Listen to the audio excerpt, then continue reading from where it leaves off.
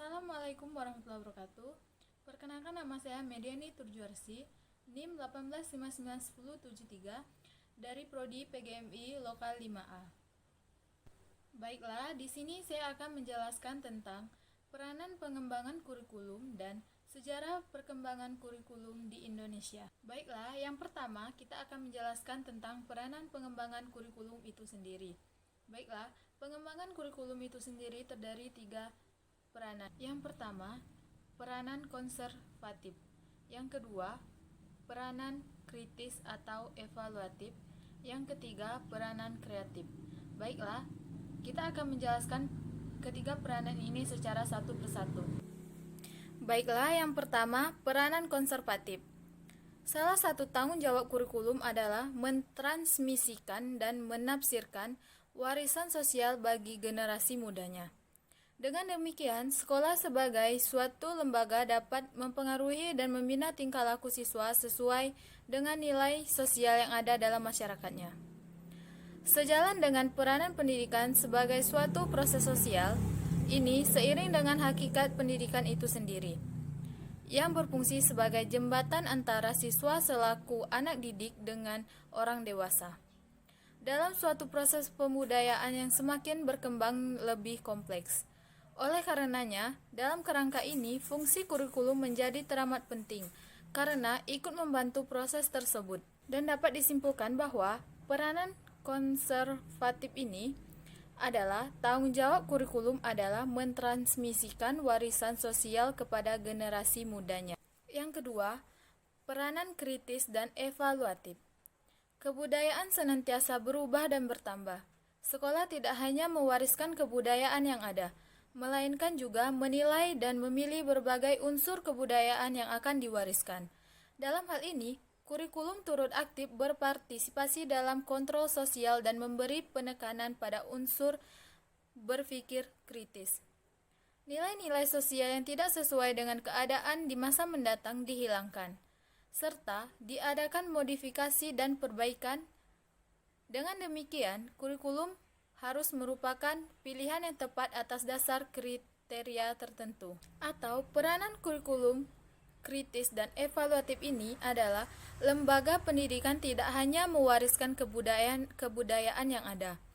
Kurikulum juga turut aktif dalam berpartisipasi dalam kontrol sosial dan menekankan unsur berpikir kritis. Baiklah, yang ketiga yaitu peranan kreatif.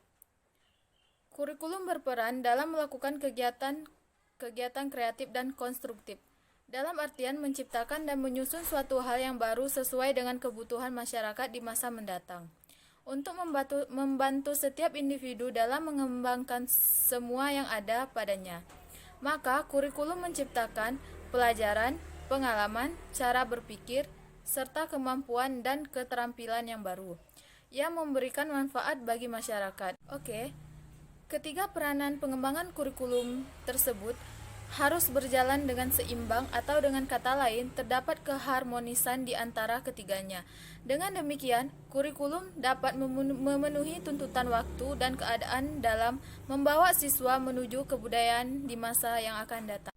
Baiklah, kita beralih pada pokok pembahasan yang kedua, yaitu sejarah perkembangan kurikulum di Indonesia. Sejarah perkembangan kurikulum di Indonesia itu sendiri terdapat beberapa perkembangan.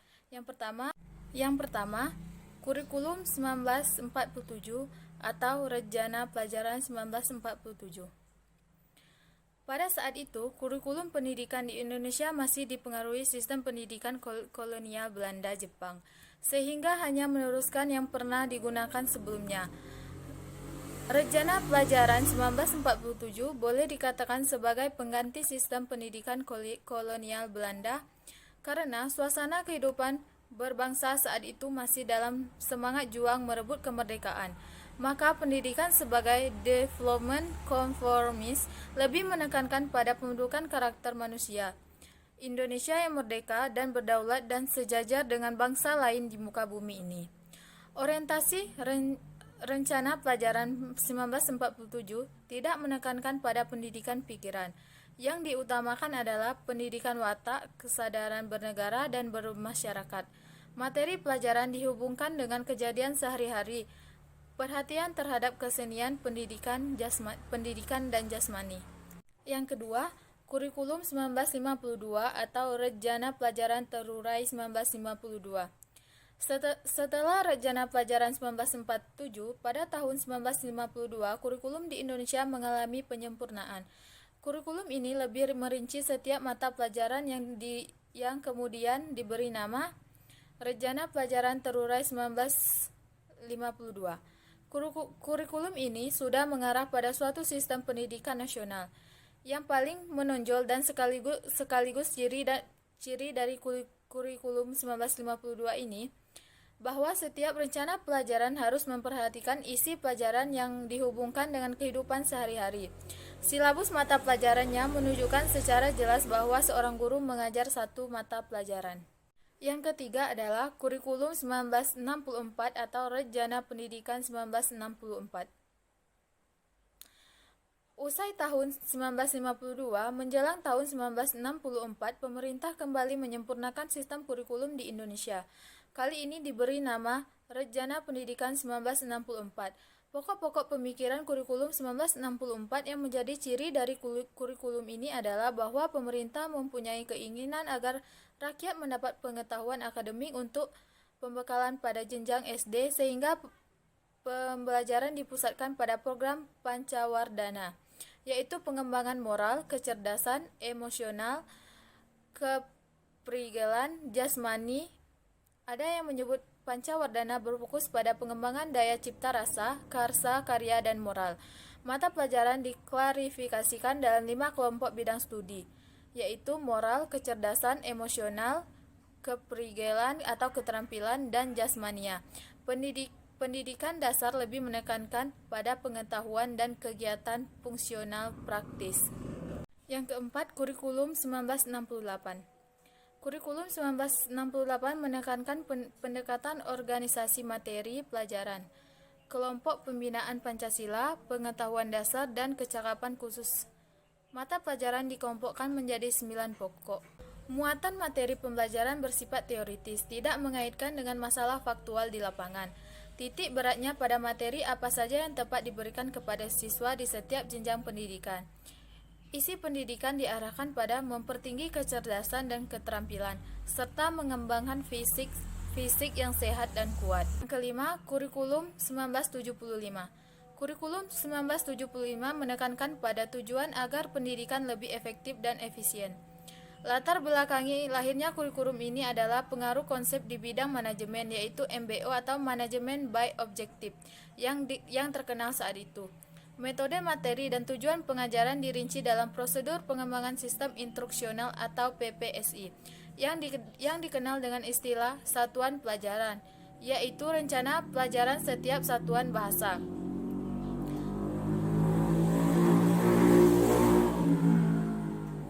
Setiap satuan pelajaran dirinci menjadi tujuan instruksional umum atau TIU, tujuan instruksional khusus atau TIK, materi pelajaran, alat pelajaran, dan kegiatan belajar mengajar serta evaluasi. Kurikulum 1975 banyak dikritik. Guru dibuat sibuk menulis rincian apa yang akan dicapai dari setiap kegiatan pembelajarannya itu sendiri. Keenam, kurikulum 1984 atau kurikulum 1975 yang disempurnakan. Kurikulum 1984 mengusung proses skill approach. Meski mengutamakan pendekatan proses, tapi faktor tujuan tetap penting. Kurikulum ini juga disebut kurikulum 1975 yang disempurnakan. Posisi siswa ditempatkan sebagai subjek belajar, dari mengamati sesuatu, mengelompokkan, mendiskusikan, sehingga melaporkan. Model ini disebut cara belajar siswa aktif atau CBSA atau Student Active Learning. Konsep CBSA yang elok secara teoritis dan bagus hasilnya di sekolah-sekolah yang diuji coba. Ketujuh, kurikulum 1994 dan suplemen kurikulum 1999. Kurikulum 1994 merupakan hasil upaya untuk memadukan kurikulum sebelumnya, terutama kurikulum 1975 dan 1984. Sayangnya, perpaduan antara tujuan dan proses belum berhasil, sehingga banyak kritik yang berdatangan. disebabkan oleh beban belajar siswa dinilai terlalu berat dari muatan nasional sampai muatan lokal. Materi muatan lokal disesuaikan dengan kebutuhan daerah masing-masing, misalnya bahasa daerah, kesenian, keterampilan daerah, dan lain-lain. Berbagai kepentingan kelompok-kelompok masyarakat juga mendesak agar isu-isu tertentu masuk dalam kurikulum. Akhirnya kurikulum 1994 menjelma menjadi kurikulum super padat.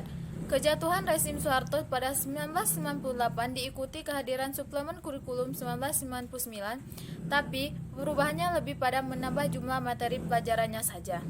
Yang ke-8, kurikulum 2004 atau KBK, kurikulum berbasis kompetensi. Sebagai pengganti kurikulum 1994 adalah kurikulum 2004 yang disebut dengan kurikulum berbasis kompetensi atau KBKK.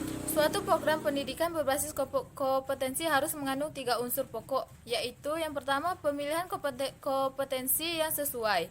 Yang kedua, spesifikasi indikator-indikator evaluasi untuk menentukan keberhasilan pencapaian kompetensi. Dan yang terakhir, pengembangan pembelajaran KBK. Memiliki ciri-ciri sebagai berikut. 1. Menekankan pada ketercapaian kompetensi siswa baik secara individual maupun klasikal. Berorientasi pada hasil belajar dan keberagaman. Kegiatan pembelajaran menggunakan pendekatan dan metode yang bervariasi. Sumber belajar bukan hanya guru, tetapi juga sumber belajar lain yang memenuhi unsur edukatif. Yang ke-9 yaitu kurikulum 2006 atau KTSP, kurikulum tingkat satuan pendidikan.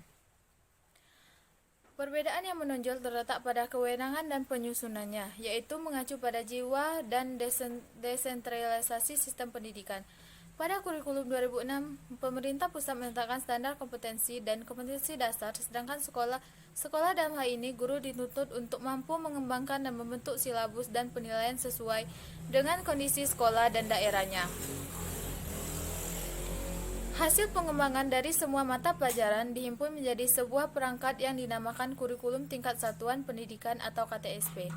Penyusunan KTSP menjadi tanggung jawab sekolah di bawah pembinaan dan pemantauan Dinas Pendidikan Daerah di wilayah setempat. Yang terakhir yaitu kurikulum 2013, yaitu kurikulum yang sekarang kita gunakan dalam proses pembelajaran baik SD, SMP maupun SMA. Pemerintah melakukan pemetaan kurikulum berbasis kompetensi yang pernah diuji coba pada tahun 2004. Kompetensi dijadikan acuan dan pedoman bagi pelaksanaan pendidikan untuk mengembangkan berbagai ranah pendidikan, pengetahuan, keterampilan, dan sikap dalam seluruh jenjang dan jalur pendidikan, khususnya pada jalur pendidikan sekolah. Kurikulum ini mencakup sejumlah kompetensi dan seperangkat tujuan pembelajaran yang dinyatakan dengan sedemikian rupa, sehingga pencapaian dapat diamati dalam bentuk perilaku atau keterampilan peserta didik sebagai suatu kriteria keberhasilan. Kegiatan pembelajaran perlu diarahkan untuk membantu peserta didik menguasai sekurang-kurangnya tingkat kompetensi minimal agar mereka dapat mencapai tujuan-tujuan yang telah ditetapkan. Sesuai dengan konsep belajar tuntas dan pengembangan bakat, setiap peserta didik harus diberikan kesempatan untuk mencapai tujuan sesuai dengan kemampuan dan kecepatan belajar dari masing-masing siswanya. Tema utama kurikulum 2013 adalah menghasilkan insan Indonesia yang produktif, kreatif, inovatif, dan afektif melalui pengamatan sikap, keterampilan, dan pengetahuan yang terintegrasi. Untuk mewujudkan hal tersebut, dalam implementasi kurikulum, guru dituntut secara profesional merancang pembelajaran secara efektif dan bermakna, mengorganisasikan pembelajaran, memilih pendekatan pembelajaran yang tepat, menentukan prosedur pembelajaran, dan membentuk kompetensi secara efektif, serta menetapkan kriteria keberhasilannya. Baiklah, mungkin itu saja yang dapat saya jelaskan tentang peranan pengembangan kurikulum dan sejarah pengembangan kurikulum. Saya akhiri, wabillahi taufiq wal hidayah. Wassalamualaikum warahmatullahi wabarakatuh.